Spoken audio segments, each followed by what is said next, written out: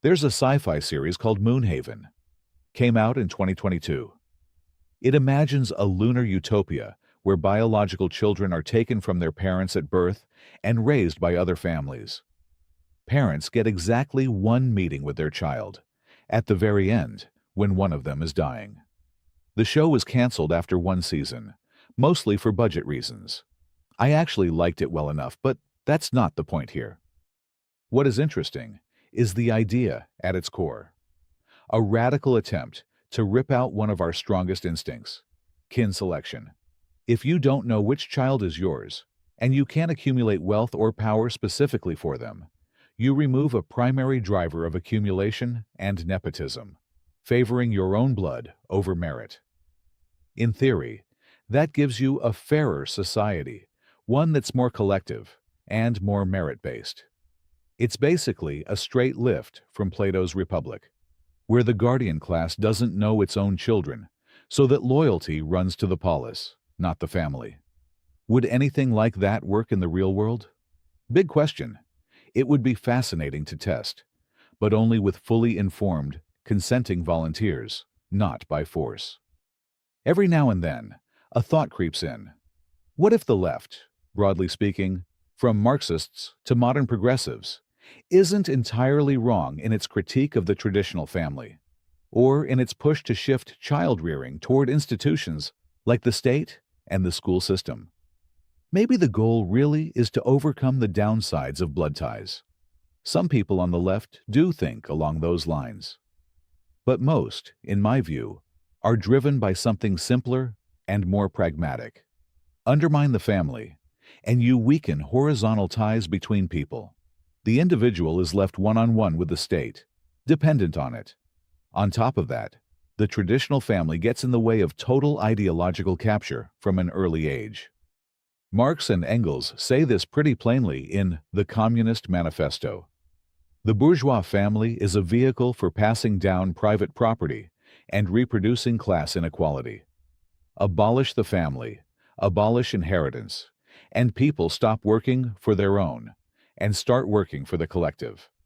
Plato, sometimes dubbed a proto-communist, arrived at a similar conclusion. Without family ties, elites won't promote their own kids. They'll select for ability. Modern voices, from certain strands of feminism to Hillary Clinton's "It Takes a Village," echo the same theme. The traditional family reproduces inequality, patriarchy, and birth privilege, while state or community-based upbringing supposedly levels the playing field. In practice, though, that's rarely the whole story. The more immediate effect is social atomization, turning people into isolated individuals who rely on the state for everything. The family is still the strongest horizontal bond most people have, and one of the few that can push back against centralized power.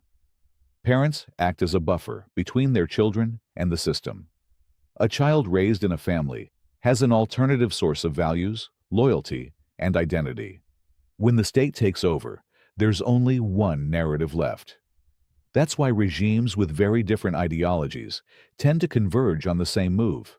They go after the family. In the Soviet Union, you had youth organizations, boarding schools, and even encouragement, at times, for kids to inform on their parents.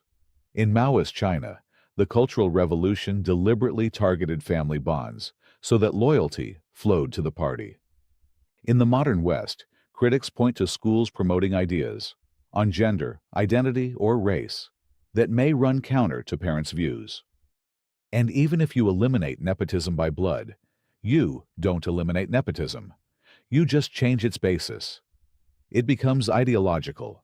The children of party officials, activists, or insiders end up with advantages. Biology, meanwhile, doesn't go away.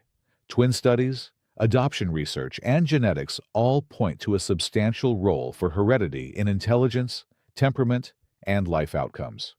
Many on the left push back on this because the blank slate is a much more convenient foundation for social engineering. I think the blank slate idea is partly true. A child raised in the wild would grow up barely human, no matter how good their genes are. But there are baseline traits, hardwired tendencies, that you're not going to overwrite through upbringing alone. Take the classic Harry Harlow experiments from the 1950s and 60s. Infant rhesus monkeys were separated from their mothers and placed in cages with two surrogate mothers, one made of wire that provided milk, and one soft, warm, cloth-covered figure with no food. The monkeys spent most of their time clinging to the soft one, especially when stressed, and only went to the wire one to eat.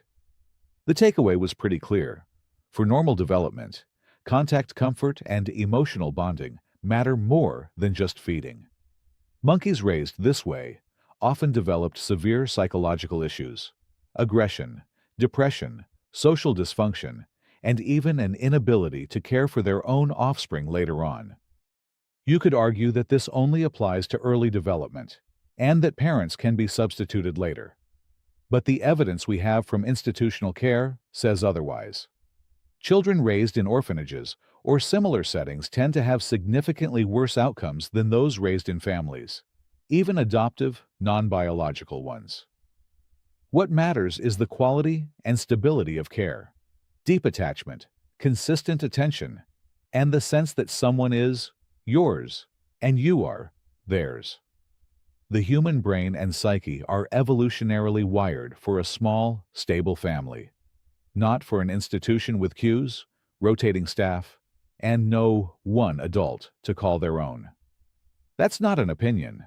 It's a well-established scientific conclusion backed by decades of research, including some of the most rigorous evidence we have, randomized controlled trials. One of the clearest examples is the Bucharest Early Intervention Project, BEIP. In the early 2000s, in post-Ceausescu Romania, researchers took 136 abandoned infants and randomly assigned them to two groups, one placed in carefully selected, high-quality foster families, the other left in improved, but still institutional care. They followed these children for over 20 years. The results were striking. On average, children raised in foster families scored more than 10 points higher in IQ, had significantly lower rates of mental illness, showed healthier brain development, both in EEG patterns and gray matter volume, and were far better at emotional regulation and behavior in adulthood. Those who remained in orphanages showed persistent deficits in memory, executive function, and social adaptation, along with higher risks of depression, anxiety, and aggression. Even when later adopted, some of the damage proved irreversible. Because the assignment was randomized, the study makes something unusually clear. The environment itself, the institution, is the causal factor, not just the children's prior trauma. We also have a good understanding of the mechanisms behind this harm. First, there's severe attachment deprivation. In institutional settings, one caregiver may be responsible for 10 to 30 children. Staff rotate every 8 hours, and no child has a consistent, responsive adult. The result is often reactive attachment disorder, along with deep problems in trust and emotional regulation. In a foster family, by contrast, one or two stable adults make eye contact, hold the child, and respond promptly to their signals. The brain forms secure attachment, even without a biological bond. This is basic human biology, described decades ago by Bowlby and Ainsworth. Second, there's an acute lack of individualized stimulation. Institutions simply don't provide enough one-on-one interaction, conversation, play, reading, physical contact. Language and cognitive development stall. In a family, a child is immersed in constant back and forth with an adult, which naturally drives the development of intelligence and social skills. Third, chronic stress.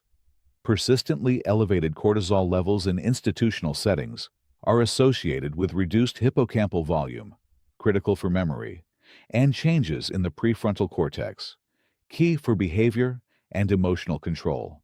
A stable foster environment can partially reverse these effects, especially when intervention happens early. Large-scale meta-analyses covering thousands of children point in the same direction. Institutional care consistently produces worse outcomes across the board. Intellectual development, mental health, educational attainment, delinquency rates, and even physical growth.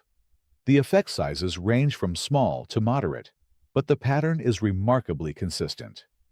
Foster parents are fully aware that the child is not biologically theirs, and yet outcomes are dramatically better than in orphanages. Because what defines a family isn't blood, but relationships, stability, care, responsibility, and personal investment. Biological ties can add an extra layer, but even without them, a real family reliably outperforms any bureaucratic system. Human children are biologically and psychologically built to need one or two consistent, caring adults. That's why large-scale, collective upbringing, where state-run institutions become the norm rather than a last resort, almost inevitably leads, on average, to worse outcomes in happiness, mental health, and long-term individual effectiveness. It can produce more compliant and conformist populations, but at a cost. You end up with people better suited to hierarchies like the military, factories, or bureaucracies, but less equipped for a modern economy that rewards creativity, initiative, and emotional intelligence. Rates of burnout, anxiety, depression, and difficulties with trust and close relationships tend to be higher. The net result is lower overall societal productivity. Trying to remove children from families at scale and raise them collectively is, in effect, a blueprint for producing a more compliant, but less happy, less resilient, and ultimately less capable population. However well-intentioned the ideology, replacing families with institutions comes at the expense of human capital. You may get a generation that is ideologically aligned and easier to manage, but it will also be less productive and less fulfilled. An economy built on that foundation is bound to fall behind. And that's why such systems tend to drift toward heavy-handed control. When everyone is raised the same way, there's nothing to compare it to, and it becomes much easier to believe that this is as good as it gets. But that's a conversation for another time. Thank you for listening. If you think this was interesting, hit like and subscribe.